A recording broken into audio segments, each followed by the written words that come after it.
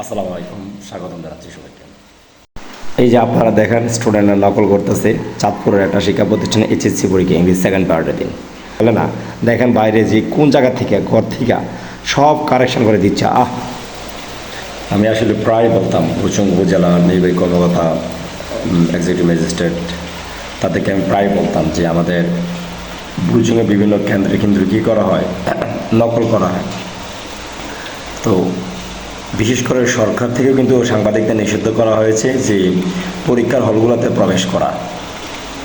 তো পরীক্ষার হলগুলোতে প্রবেশ করা নিষিদ্ধ করা হয়েছে কেন জানেন? এই যে দেখেন, আমি আপনাদেরকে দেখাচ্ছিলাম চাঁদপুরের যে ঘটনাটা, সে এই কারণে সাংবাদিকদের নিষিদ্ধ করা হয়েছে। সাংবাদিকরা সত্যটা প্রকাশ করবে, এটাকে যেন করতে না পারে, এই কারণে কিন্তু সাংবাদিকদের নিষিদ্ধ করা হয়েছে। 200 ফুট দূরে রাখতে বলছে আমাদেরকে।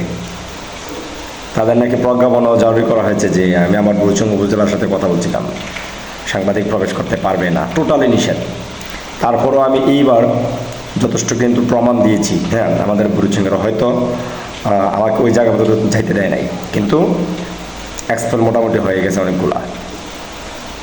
তারা বিশ্বাসী, মানে তারাও জানে বিষয়টা, জানে না জানে এমন না, যে আমাদের যে অবস্থা দেশের পড়াশোনা, বাংলাদেশের এডুকেশন সিস্টেম, হতাশ, সবাই হতাশ এখন।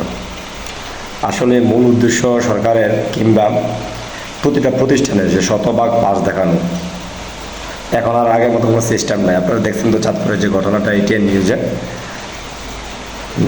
আমিও আমাদের বিশেষ করে বিভিন্ন জায়গা থেকে আমরা প্রশাসনদেরকে অবগত করাই, কিন্তু লাভ হয় না। হাতে নাতে ধরতে চায় সাংবাদিক। দেখছেন তো, প্রমাণ চাইছে সাংবাদিকদের কাছ থেকে, সাংবাদিক প্রমাণ দেখাই দিয়েছে।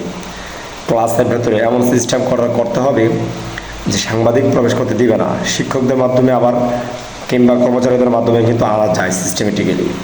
আমি কিন্তু এই তথ্যটা এবার ভেবে দিচ্ছিলাম। বিশেষ করে আমি প্রতিষ্ঠান আমরা এখন বলবো না, কুমিল্লা বুড়িচংয়ের যে প্রতিষ্ঠানগুলোতে নকল চলে, ওই প্রতিষ্ঠান, সবগুলো প্রতিষ্ঠানে কিন্তু আমাদের মোটামুটি লোকজন সেট আপ করা থাকি। তো এইবার আমি হাতে নাতে কিন্তু আমাদের যে ম্যাজিস্ট্রেট ছিল ওনাকে আমি দিয়ে দিছি, হাতে নাতে ধরছে।